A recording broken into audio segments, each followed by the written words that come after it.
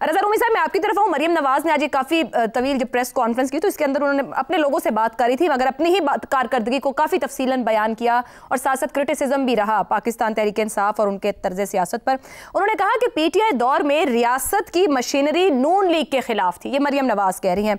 मैं यूँ कहूँ कि पोस्ट ट्रुथ का सहारा लिया गया। क्या आज रियासत की मशीनरी PTI के हक में है?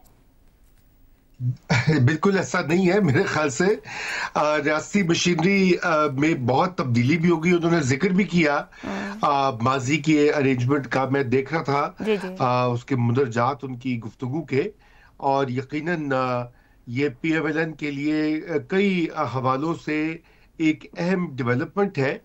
और ये बात दुरुस्त है कि बहुत लो टर्न आउट है। जो भी अभी फाइनल नंबर भी आएगा, बहुत से ऑब्जर्वर्स जो थे उन्होंने कहा कि वो जोशो खरोश नहीं देखने में आया जो अमूमन इंतखाबात में होता है। तो ये एक यूं समझिए कि एक कार्रवाई ही थी, क्योंकि जब आपकी ऑपोजिशन पार्टी जो है उसने बॉयकॉट किया हो पंजाब में और आप ही का उम्मीदवार तगड़ा हो और वो जीत जाए, तो उसमें कोई बहुत बड़ी फतह या जश्न मनाने का सबब नहीं बनता।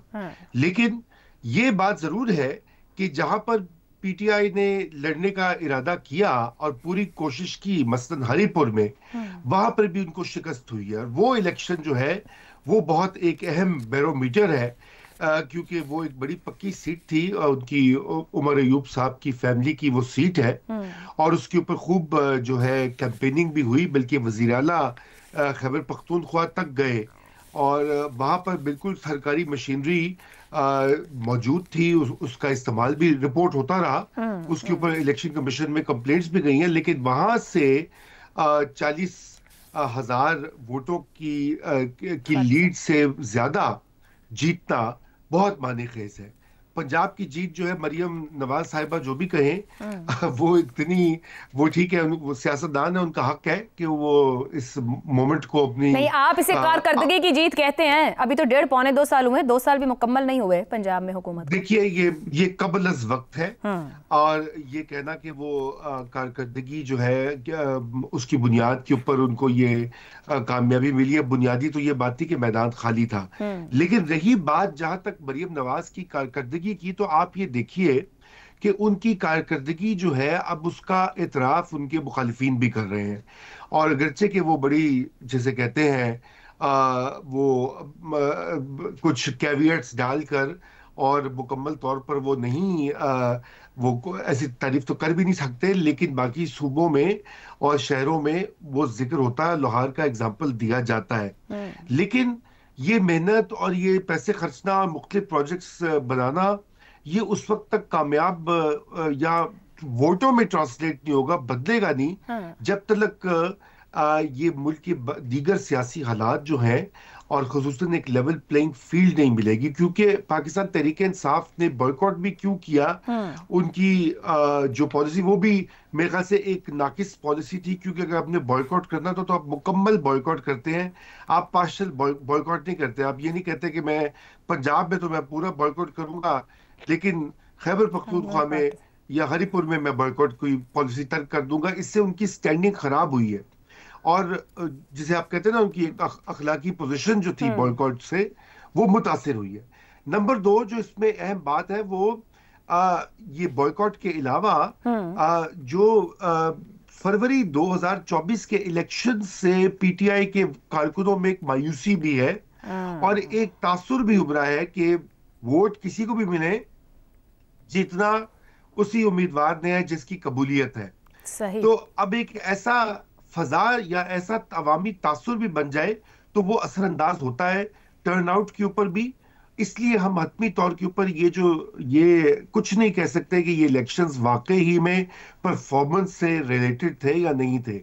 लेकिन ये बात जरूर है कि खैबर पख्तूनख्वा में जो रिजल्ट आया है हरीपुर में, जहां पे एक बाकायदा कंपटीशन था, वो लम्हा फिक्रिया है तहरीक इंसाफ के लिए। ठीक है जी। हमारे नून लीग ने हालिया ज़िमनी इंतखाबात में कामयाबी हासिल करते हुए कौमी असम्बली की 6 और सूबाई असम्बली की 7 में से 6 नशस्तें जीत ली हैं। पीपल्स पार्टी एक सूबाई नशस्त पर कामयाब रही। तहरीक इंसाफ की खाली करदा करीबन तमाम नशस्तों पर नून लीग के उम्मीदवार सबकत ले गए। हरीपुर में सबसे बड़ा अपसेट देखने में आया, जहां पीटीआई के हिमायत याफ्ता आजाद उम्मीदवार शहनाज उमर अयूब को नून लीग के बाबर नवाज खान ने 43,000 के बड़े मार्जिन से शिकस्त दी। बाबर नवाज ने 1,63,996 जबकि शहनाज ने 1,20,220 वोट हासिल किए। ये नशिस्त साबिक कायदे हिज़्ब इख्तिलाफ उमर अयूब की नाअहली के बाद खाली हुई थी। इसी तरह लाहौर के हल्का NA 129 में मुस्लिम लीग नून के हाफिज मोहम्मद नोमान ने कामयाबी हासिल की, जबकि PTI के हिमायत याफ्ता आज़ाद उम्मीदवार अरसलान अहमद दूसरे नंबर पर रहे। डेरा गाजी खान के हल्का NA 185 में भी नून लीग के महमूद कादिर खान 82,416 वोट लेकर कामयाब रहे, जबकि साहिवाल के हल्का NA 143 में मोहम्मद तुफैल जट ने 1,36,223 वोट लेकर वाज़े बरतरी हासिल की, जबकि आज़ाद उम्मीदवार जरार अकबर चौधरी सिर्फ 13,220 वोट ले सके। इसी तरह फैसलाबाद के हल्का NA 104 में नून लीग के दानियाल अहमद ने कामयाबी हासिल की और फैसलाबाद के ही हल्का NA 96 में बिलाल बदर चौधरी ने सबकत हासिल की। इन नताइज के बाद नून लीग की कौमी असम्बली में नशस्तों की तादाद 132 हो गई है और उसके इत्तेहादियों के हमायत से मजमूई तादाद 170 तक पहुँच गई है, जो ऐवान में सादा अक्सरियत के लिए दरकार 169 वोट से जायद है। इस फतह ने सियासी मंजरनामे में भी नून लीग की पोजीशन को मजबूत किया है और अपोजिशन जमातों के लिए चैलेंज वाज़ेह कर दिया है। इसी पर गुफ्तगू रहेगी पैनल के लिए। सब ज़िमनी इंतखाबात, तहरीक इंसाफ की खाली करदा नशस्तों पर नून लीग की कामयाबी, नतीजा मुतवक्के या बड़ा अपसेट। शहजाद चौधरी साहब, टर्न आउट आज से कम ही होता है ज़िमनी इंतखाबात में, जैसे हम ऊपर भी बात कर रहे थे, मगर हालिया ज़िमनी इंतखाबात में ये ज़्यादा ही कम रहा है। क्या वजूहात और असरात हो सकते हैं कि एक जमात की छोड़ी सारी नशिस्तें ही उससे चली जाएं और उसकी मुखालिफ जमात वो सारी नशिस्तों को हासिल कर ले?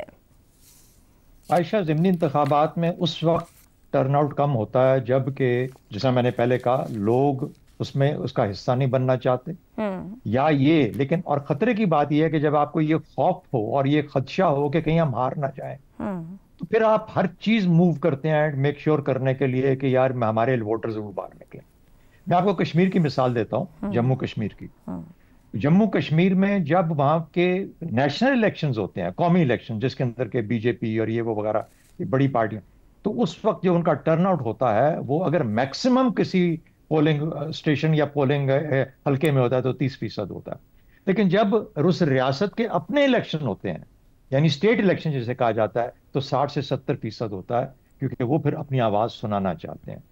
इससे सबक ये सीखना चाहिए कि जब लोग अपनी आवाज़ की कोई अहमियत नहीं समझते और नहीं ज़रूरी नहीं समझते कि उनकी आवाज़ किसी जगह पे और या ये उनको खदशा हो कि सुनी नहीं जाएगी, तो फिर वो उस चीज़ से दूर हो जाते हैं। तो मेरा ख्याल है कि हमें इसको थोड़ा सा सीरियसली लेना चाहिए। ये कह के 29-30% है, नहीं, ये इलेक्शन मुख्तलिफ था, इसमें PMLN को निकालने चाहिए थे लोग बाहर, उनके वोटर्स को आना चाहिए था, ताकि धाक बैठती, पता लगता कि PMLN ने वो काम किया, वो परफॉर्मेंस की और PTI का निशान मिटा।